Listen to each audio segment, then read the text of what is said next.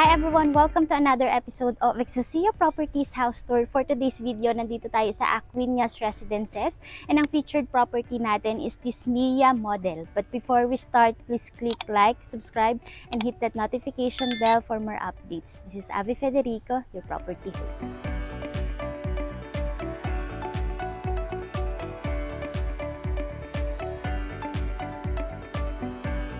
For this Mia model, yung minimum lot area for inner lot is 44 square meters and then for the floor area is 51 square meters. Ito yung actual unit na turnover and ipapakita namin siya sa inyo and also mamaya ipapakita din namin sa inyo yung ating dress up unit for you to have an idea kung paano maayusin yung unit mo. So dito sa space na to, ito yung magsaserve as your carport area, kaya dito kahit ang iyong SUV. And alam nyo ba, ang maganda kasi dito sa Aquinas Residences is nasa center siya actually ng Santo Tomas. It's just around 1.5 kilometers away from SM Santo Tomas and also napaka-accessible lang ng location and napakaganda rin ng climate. Actually malamig dito eh. Pasok tayo. So included na yung ating mga steps and ito naman. Naka-steel door na tayo dito. So, ang kagandahan kasi sa steel door, ito na yung mga innovations sa mga housing ngayon, which is mga fireproof na siya. And pagpasok natin, ito yung actual unit turnover. Naka-porcelain matte tiles na tayo dito, which is 60 by 60. So, pwedeng dito ka maglagay ng iyong living area or receiving. And also, dito naman sa side na to yung iyong dining. Meron din naman tayo dito mga sliding window. Ayan, sliding window for proper ventilation ng ating unit. Ayan, dito tayo. Dito sa area na to, this will serve as your kitchen area. So, included na yung ating cabinets dito sa baba. Ayan, may mga cabinets na tayo dyan. And naka-tiles na rin tayo dito. Yung tiles na ginamit dito is porcelain tiles. Dito naman tayo.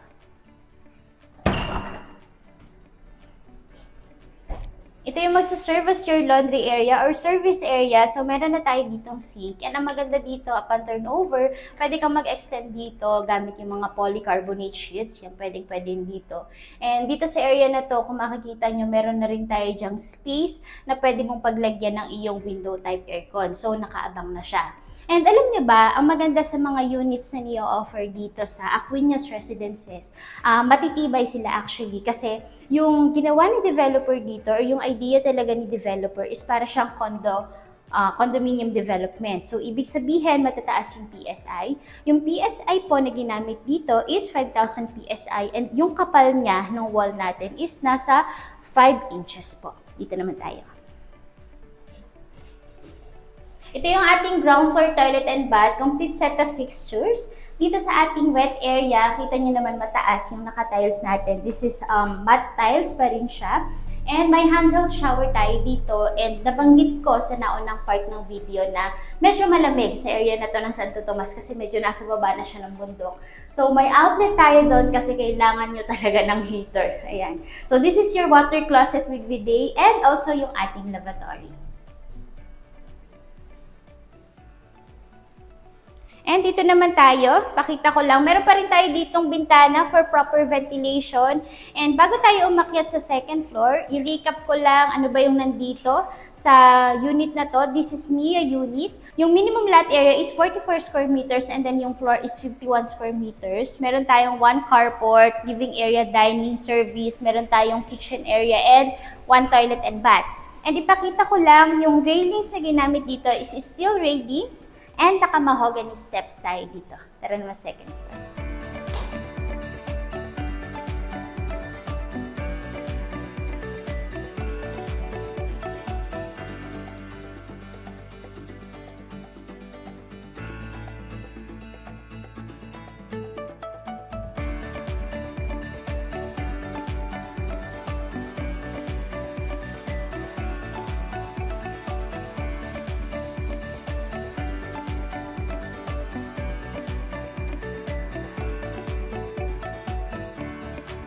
Welcome naman sa ating second floor. Dito sa second floor natin, yung flooring na ginamit is vinyl tiles. Naka-vinyl tayo dyan.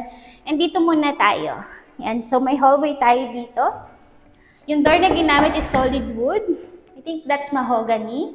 And ito yung magsaserve as your master's bedroom. Yan. Kita niya malaki yung space mo dito.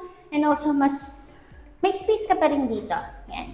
Kita nyo naman, meron tayong abang doon for your window type aircon. And also, may mga awning windows tayo dito for proper ventilation. Dito tayo. Di ba ang ganda ng unit? And tingnan nyo naman, bedroom number 2. And by the way guys, yung ginamit dito na partition, para sa room partitions natin is gypsum board. So that's fireproof. And dito naman sa likod, meron pa rin tayong awning window and yung ating aircon. And lastly, meron tayo ditong toilet and bath. Diba? Ito yung ating second floor na toilet and bath. Same fixtures lang din naman ito nung naunang toilet and bath. Pinakita ko sa naunang part ng ating video.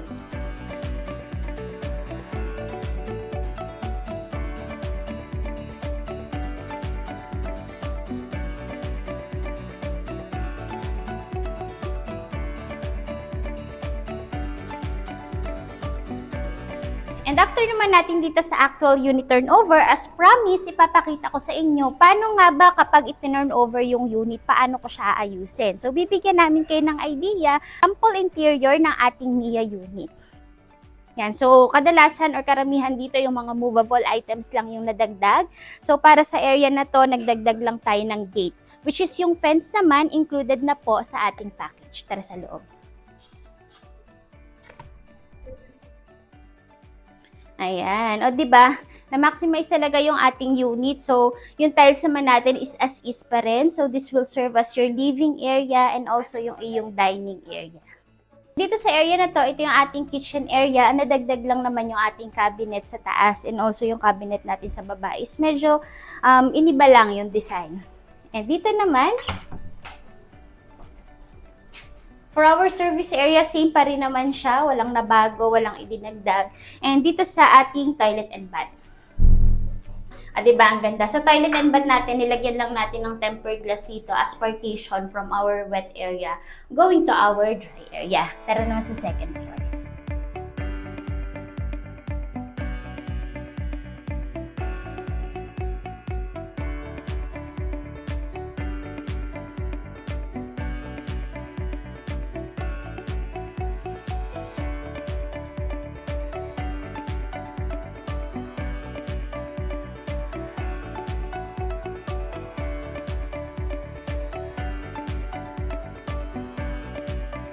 Welcome naman sa ating second floor. So, dito naman, very minimal lang din naman. Actually, mga gamit lang talaga yung nadagdag.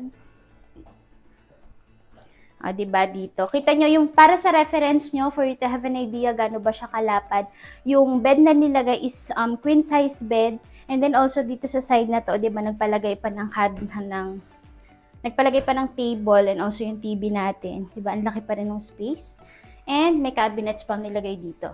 And may cabinets. So, para may idea ka gano'n kaya siya kalaki, paano kaya i-design yung unit ko. Ayan. Ito yung ating bedroom number 2. Diba? Malaki yung space mo dito. Pwede to kung may mga kids tayo. And also may cabinets pa rin siya dito.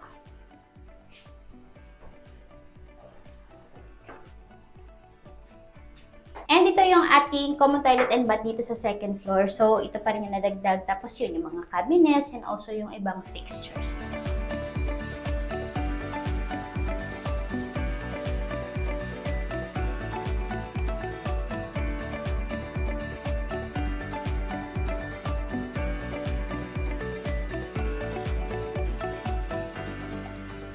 So that's it for our Mia unit dito sa Aquinas Residences. Kaya kung interested ka, nandiyan sa description box yung full details at ang aming contact numbers. Thank you for watching!